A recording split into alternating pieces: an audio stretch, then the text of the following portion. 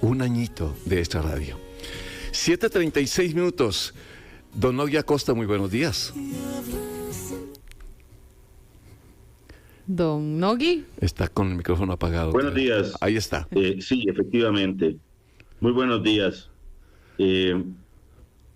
Pues quiero agradecerles la oportunidad de venir a conversar al foro de ministros siendo exministro. Así que gracias por esa deferencia. Buenos días. Yo quiero empezar agradeciéndoles, sobre todo por algo que fue un continuo dentro de nuestro trabajo, y fue la pregunta inquisidora, la necesidad de respuestas, ese trabajo que hacen ustedes de informar, pero particularmente de decirle o de transferirle a los costarricenses respuestas a sus dudas. Así que gracias por ese trabajo y gracias por la oportunidad de compartir con ustedes en varias ocasiones conversaciones relevantes desde mi punto de vista para el país.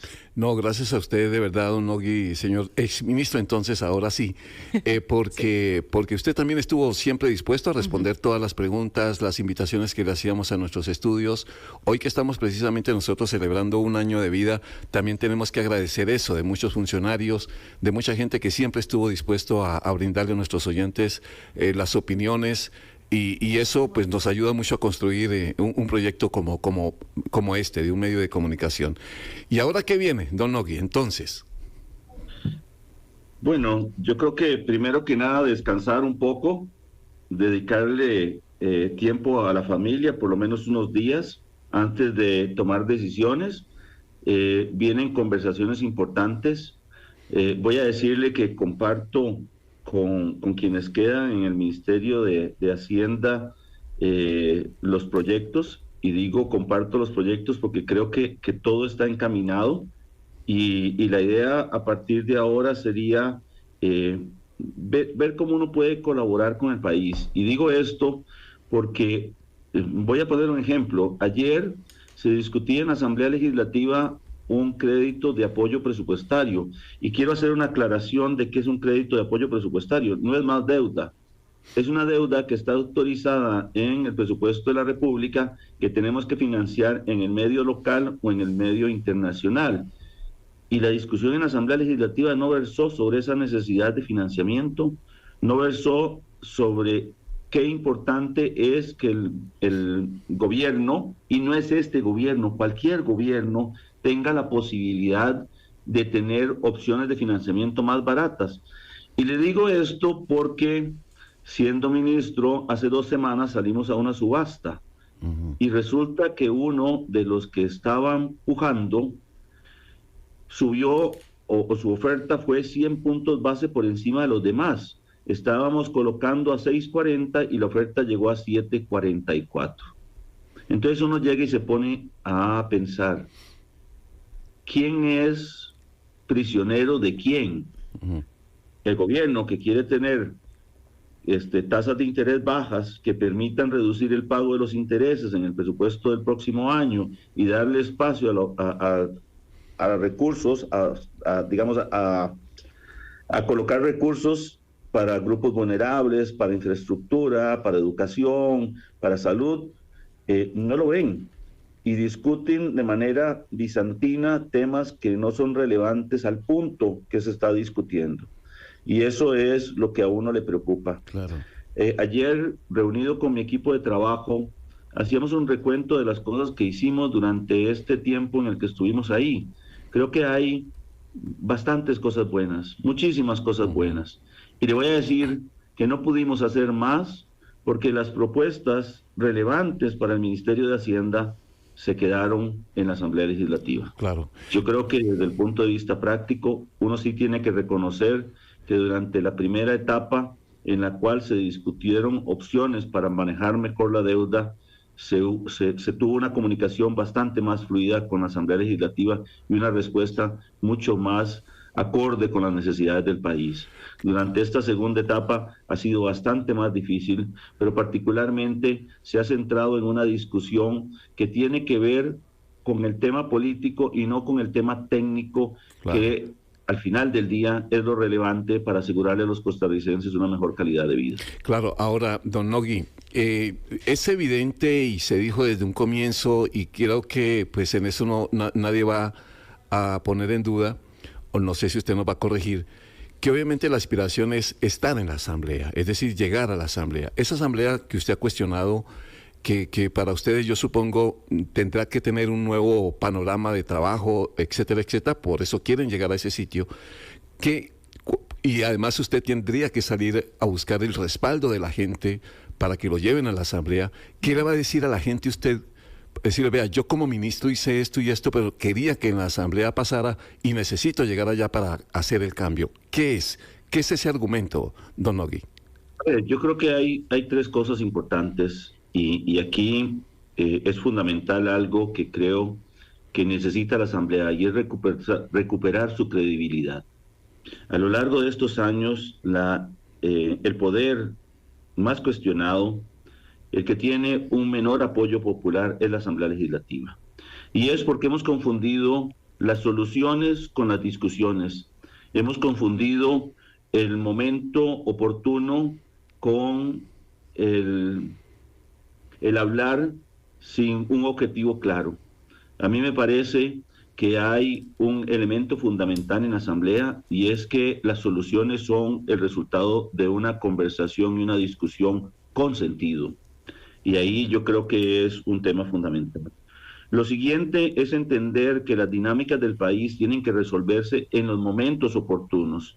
No puede ser posible que una acción que tiene que ver con 4.3 bloquee una discusión sobre el financiamiento del gobierno, o que un proyecto de ley puntual sobre un tema sea lo que determine, digamos, el norte de la discusión.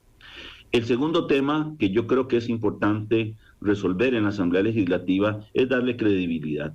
Y digo credibilidad en el sentido de que de verdad estemos discutiendo las soluciones del país y no temas puntuales muy específicos. La Asamblea tiene dos, digamos, tareas importantísimas. El primero es que los diputados, cuando llegan ahí, se convierten en diputados nacionales. Y entonces tenemos que tener las soluciones para el país. Y a veces confundimos las soluciones para nuestras comunidades con las soluciones del país. Y yo creo que esa segunda labor con las comunidades también es importante, pero tiene que responder a una, digamos, a una realidad de país. Yo no puedo pretender que la solución de mi localidad sea más importante que la solución de país. Y yo creo que eso es importante. Y por último, creo que hay que hacer de la Asamblea una organización mucho más austera. Y digo mucho más austera porque, a ver, hoy la Asamblea consume más o menos 50.000 millones de colones. La pregunta es si las asambleas antes de la digitalización necesitaban tanto personal o no. Si las labores que hoy se hacen son sustantivas o no. Yo creo que desde el punto de vista práctico es el momento de analizar cuáles son las funciones reales de la Asamblea y cuáles son de verdad aquellas sustantivas que necesitamos tener.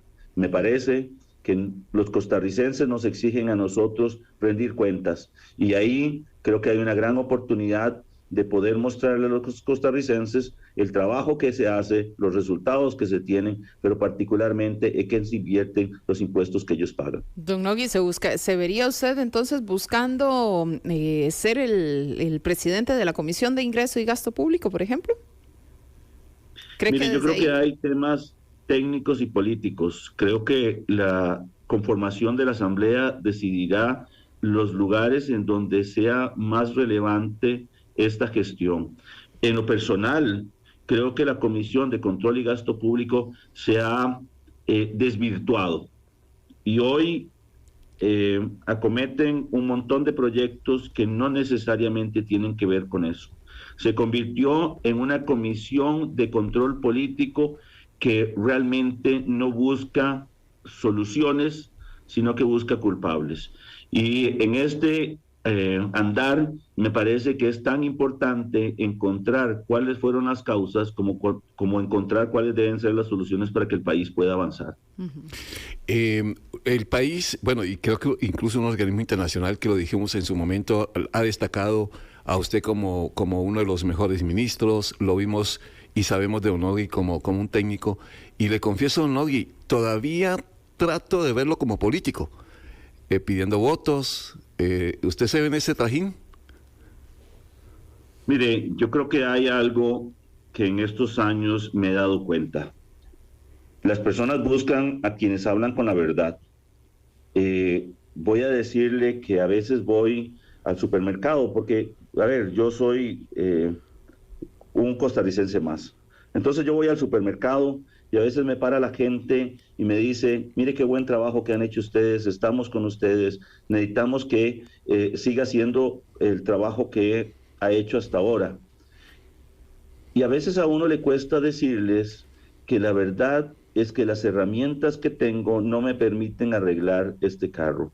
Es como tener un muy buen mecánico sin las herramientas necesarias en su caja. Yo creo que hay que decirle al país que necesitamos tener esas herramientas. Yo sí me veo llegando a hablarle a los costarricenses, hablarles con la verdad, pero particularmente con algo que es bien importante. No vamos a decirles en qué los vamos a beneficiar, les vamos a decir en qué vamos a mejorar el país.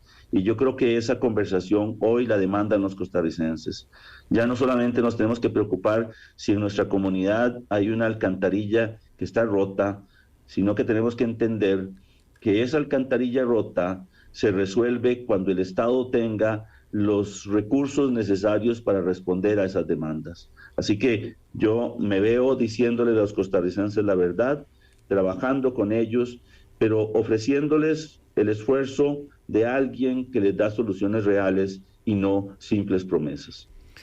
Pues, don Onogi, obviamente, y lo dijo usted ahora, se ha insistido en eso, en el sentido de que es la Asamblea Legislativa uno de los organismos más desgastados entre la gente, la popularidad, la credibilidad, etcétera. La Asamblea muy mal calificada siempre.